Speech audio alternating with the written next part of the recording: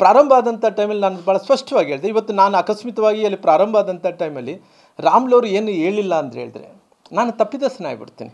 ಯಾಕಂದರೆ ಕ್ಲಾರಿಫಿಕೇಷನ್ ಕೊಡಬೇಕಾಯ್ತು ನನ್ನ ಧರ್ಮ ಆಗಿರೋ ಕಾರಣ ಯಾರು ಹೇಳಿದಾರೋ ಎಲ್ಲಿ ಮಾಧ್ಯಮದಲ್ಲಿ ಎಲ್ಲಿಗೆ ಗೊತ್ತಾಗಿದೆಯೋ ಗೊತ್ತಿಲ್ಲ, ಮಾಧ್ಯಮದಲ್ಲಿ ಬಂದ ತಕ್ಷಣ ನನಗೆ ನಾನೇನು ಮಾಡಿದೆ, ನಾನು ನಿನ್ನೆ ಸ್ವಲ್ಪ ಬೇರೆ ಕಡೆ ಹೋದಂಥ ಟೈಮಲ್ಲಿ ಅವರು ಮಾಧ್ಯಮದ ಸ್ನೇಹಿತರು ಎಲ್ಲರೂ ಕೂಡ ತಮ್ಮನ್ನು ಆದಿ ಹಿಡ್ಕೊಂಡು ಎಲ್ಲ ಎಲೆಕ್ಟ್ರಾನಿಕ್ ಮೀಡಿಯಾ, ಪ್ರಿಂಟ್ ಮೀಡಿಯಾ ನನ್ನ ಹತ್ರ ಮಾತಾಡುವಂಥ ಟೈಮಲ್ಲಿ ಭಾಳ ಸ್ಪಷ್ಟವಾಗಿ ಕ್ಲಾರಿಫಿಕೇಷನ್ ಕೊಟ್ಟೆ. ನಾನು ಇಂಥ ಪರಿಸ್ಥಿತಿಯಲ್ಲಿ ನೋಡಿ ಸರ್, ಜೀವನದಲ್ಲಿ ಯಾವತ್ತೂ ಕೂಡ ಪಾರ್ಟಿ ಅಂದ ತಕ್ಷಣ ತಾಯಿ ಇದ್ದಂತೆ.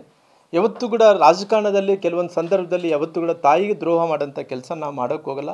ಯಾವತ್ತಿದ್ರೂ ಕೂಡ ನೇರವಾಗಿ ಮಾಡ್ತೀವಿ ಅಂದರೆ ಮಾಡ್ತೀವಿ, ಮಾಡಲ್ಲ ಅಂದರೆ ಮಾಡಲ್ಲ, ನೇರವಾಗಿ ಹೇಳ್ತೀವಿ. ಯಾವತ್ತೂ ಕೂಡ ನನಗೆ ಭಾಳಷ್ಟು ಮಂದಿ ಕೇಳಿದಂಥ ಟೈಮಲ್ಲಿ ಕೂಡ ಆ ಕಲ್ಚರ್ ಅನ್ನೋಂಥದ್ದು ನಮ್ಮ ಯಾರು ಹಿರಿಯರು ನಮಗೆ ಹೇಳ್ಕೊಟ್ಟಿಲ್ಲ.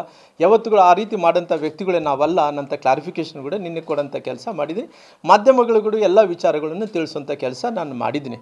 ಹಂಗಾಗಿ ಇವತ್ತು ನೋವಾದಂಥ ಟೈಮಲ್ಲಿ ಅವರು ಭಾಳಷ್ಟು ಮಂದಿ ಕೇಳಿದ್ರು, ಏನಪ್ಪ ರಾಮ್ಲವರು ಪಾರ್ಟಿ ಬಿಟ್ಟು ಹೋಗ್ತೀರಾ ಹಂಗೆ ಅಂತ ಹೇಳಿ. ನಾನು ಹೇಳಿದೆ, ಪಾರ್ಟಿ ಬಿಟ್ಟು ಹೋಗೋಂಥ ಪರಿಸ್ಥಿತಿ ಬಂದಂಥ ಟೈಮಲ್ಲಿ ಕೂಡ ಆ ರೀತಿ ಪಾರ್ಟಿ ಬಿಟ್ಟು ಹೋಗೋಂಥ ಪ್ರಶ್ನೆ ಇಲ್ಲ. ಮುಂದಕ್ಕೂ ಕೂಡ ನಾನು ಹೈಕಮಾಂಡ್ ಅವ್ರನ್ನ ನಾನು ಕೇಳ್ಕೊತೀನಿ, ಪ್ರೈಮ್ ಮಿನಿಸ್ಟರ್ಗಳ ಹತ್ರ ಹೋಗ್ತೀನಿ. ಪ್ರೈಮ್ ಮಿನಿಸ್ಟರ್ ಹತ್ರ ಹೋಗಿ ಹಿಂಗೆ ಆಗಿದೆ ಅಂತ, ಯಾಕಂದರೆ ಪ್ರೈಮ್ ಮಿನಿಸ್ಟರ್ ನನಗೆ ವಿಶೇಷವಾಗಿ ಮುಂಚೆಯಿಂದ ಕೂಡ ನನಗೆ ಲೋಕಸಭಾ ಸದಸ್ಯರಿದ್ದಂಥ ಟೈಮಲ್ಲಿ ನಾನು 2 ಬಾರಿ 6 ಬಾರಿ MLA ಇದ್ದಂಥ ಟೈಮಲ್ಲಿ ಕೂಡ ನನಗೆ ಯಾವತ್ತೂ ಗುಜರಾತಿನ ಮುಖ್ಯಮಂತ್ರಿ ಆದಂಥ ಟೈಮಲ್ಲಿ ಕರ್ನಾಟಕ ಬಂದಂಥ ಟೈಮ್ ನಾನೇ ಅವ್ರ ಜೊತೆಲಿ ಇರ್ತಾಯಿದ್ದೆ. ಸುಮಾರಿಗೆ ಈ ಉತ್ತರ ಕರ್ನಾಟಕದಲ್ಲಿ ಎಲ್ಲೇ ಪ್ರವಾಸ ಮಾಡಲಿ ನರೇಂದ್ರ ಮೋದಿಜಿಯವ್ರ ಜೊತೆಲಿ ನಾನೇ ಅವ್ರ ಜೊತೆಲಿ ಎಸ್ಕಾಟ್ ಮಾಡ್ತಾ ಎಲ್ಲ ವಿಚಾರಗಳಲ್ಲಿ ನಾನು ಅವ್ರ ಜೊತೆಲಿ ಪ್ರಯಾಣ ಕೂಡ ಮಾಡಿದ್ದೀನಿ. ಜೊತೆಲಿ ನನಗೆ ಎಲ್ಲೇ ಕಂಟ್ರಿಗಳು ಭಾಳ ಗೌರವವಾಗಿ ಮಾತಾಡಿದೆ. ಅಂಥವ್ರ ಹತ್ರ ನನ್ನ ವಿಶ್ವಾಸ ಕಳಿಸ್ಕೊಳಕ್ಕೆ ನನಗೆ ಇಷ್ಟ ಇಲ್ಲ.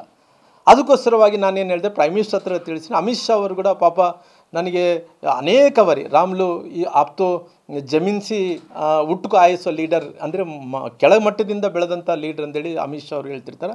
ಇನ್ನು ರಾಜನಾಥ್ ಸಿಂಗ್ ಅವರು ನನಗೆ ಒಂದು ರೀತಿ ಅಂದ್ರಿಗಿನ ನಮ್ಮ ಮನೇಲಿ ಯಾವ ರೀತಿಯಲ್ಲಿ ಹಣ್ಣವ್ರು ನೋಡ್ಕೊತ ಆ ರೀತಿ ನಿತಿನ್ ಗಡ್ಕರಿ ಅವರು, ಪ್ರಕಾಶ್ ಜಾವಡೇಕರ್, ಸುಷ್ಮಾ ಸ್ವರಾಜ್ ಇಲ್ಲ, ಎಲ್ಲರೂ ಕೂಡ ಆಲ್ಮೋಸ್ಟ್ ನನಗೆ ಗೊತ್ತಿರೋಂಥ ಕ್ಯಾಬಿನೆಟ್ ಮಿನಿಸ್ಟ್ರುಗಳಲ್ಲಿ ಹತ್ತತ್ರ ಎಲ್ಲರೂ ಕೂಡ ಬೇಕಾದಂಥವ್ರು ಇದ್ದಾರಪ್ಪ. ಅವ್ರು ಎಲ್ಲರೂ ಕೂಡ ತಿಳಿಸ್ತೀನಿ.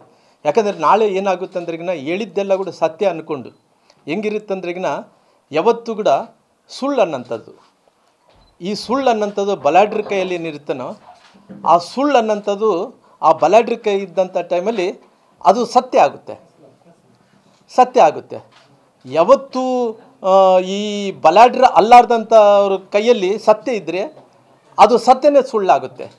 ಯಾವತ್ತೂ ಕೂಡ ಸತ್ಯದ ಕಡೆ ಸುಳ್ಳು ಗೆಲಿತಾ ತಗಲಿ, ಸತ್ಯ ಯಾವತ್ತೂ ಕೂಡ ಸೋತೋಗುತ್ತೆ.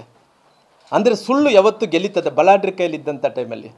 ಸತ್ಯ ಏನಿದೆ ಬಲಾಢ್ರ ಇಲ್ಲಾರ್ದಂಥ, ಶಕ್ತಿ ಇಲ್ಲಾರ್ದಂಥ ಹೀನವಾದಂಥ ಜನರ ಜೊತೆಲಿ ಅಸತ್ಯ ಅನ್ನೋದು ಸುಳ್ಳಾಗುತ್ತೆ. ಯಾವತ್ತೂ ಕೂಡ ಸತ್ಯ ಮತ್ತು ಸುಳ್ಳಿನ ಬಗ್ಗೆ ನಾವು ನೋಡಿದಂಥ ಟೈಮಲ್ಲಿ ಸುಳ್ಳು ಬಲಾಢ್ರ ಜೊತೆಲಿದ್ದಂಥ ಟೈಮಲ್ಲಿ ಗೆಲ್ಕೊತಾನೆ ಬಂದಿದೆ, ಸತ್ಯ ಯಾವತ್ತೂ ಕೂಡ ಸೋಲ್ಕೊತಾನೆ ಬಂದಿದೆ. ಭಾಳ ಉದಾಹರಣೆಗಳು ನಾವು ನೋಡಿದ್ವಿ.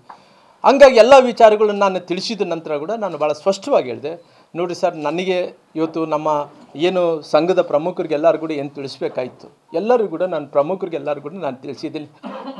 ನಾನು ಮತ್ತೆ ಪಾರ್ಟಿಯ ಹೈಕಮಾಂಡ್ ನಾಯಕರು ಯಾರ್ಯಾರು ತಿಳಿಸ್ಬೇಕಾಯ್ತು, ನಾನು ಯಾರ್ಯಾರು ಕಮ್ಯುನಿಕೇಷನ್ದಲ್ಲಿ ಬಂದಾರೋ ಆ ಕಮ್ಯುನಿಕೇಷನ್ ಬಂದಂಥವ್ರು ಎಲ್ಲರೂ ಕೂಡ ನಾನು ತಿಳಿಸೋಂಥ ಕೆಲಸ ಕೂಡ ನಾನು ಮಾಡಿದ್ದೀನಿ. ಅದಕ್ಕೋಸ್ಕರವಾಗಿ ನನ್ನ ರಾಜಕೀಯ ಜೀವನದ ಬಗ್ಗೆ ರಾಜ್ಯದಲ್ಲಿ ಉದ್ದಗಲಕ್ಕೆ ಕೂಡ ಪಾರ್ಟಿ ಸಂಘಟನೆ ವಿಚಾರ ಬಂದಂಥ ಟೈಮಲ್ಲಿ 2019 ಹಿಡ್ಕೊಂಡು 2008, 2009 ಸುಷ್ಮಾ ಸ್ವರಾಜ್ ಅವರು ಇಲ್ಲಿ ನಿಂತಂಥ ಟೈಮಲ್ಲಿ ಕೂಡ 9ರಲ್ಲಿ ನಿಂತಂಥ ಟೈಮಲ್ಲಿ ಕೂಡ ಭಾಳ ಕಷ್ಟಪಟ್ಟಿದ್ದೀನಿ. ಯಾಕಂದರೆ ಸುಷ್ಮಾ ಸ್ವರಾಜ್ ಅವರು ನಿಂತಂಥ ಟೈಮಲ್ಲಿ